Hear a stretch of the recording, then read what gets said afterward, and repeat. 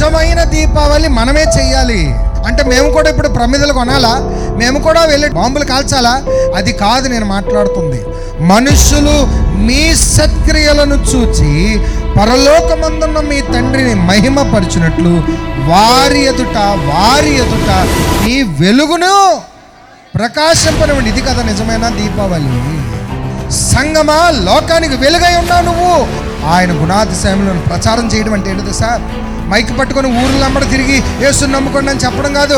నువ్వు ఉన్న చోటే యేసు ఎవరో నిరూపించు. క్రీస్తుని నమ్ముకున్న వారు ఇట్టి రీతిగా మారిపోతారా? ఎలాంటి భయంకరమైన తాగుబోతుగా ఉండేవాడండి, ఎలా మారిపోయాడండి. ఇది కదా నువ్వు చూపించాలి సాక్ష్యం. అది నిజమైన దీపావళి.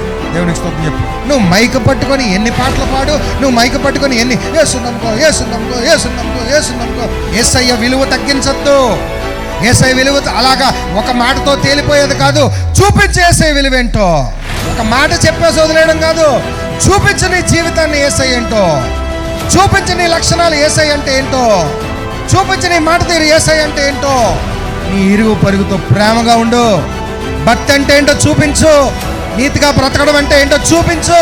ఇదిలో ఎట్టి సాక్ష్యం కలిగి ఉన్నావు. యేసయ్యను ప్రచారం చేయండి నీ వెలుగు ద్వారా.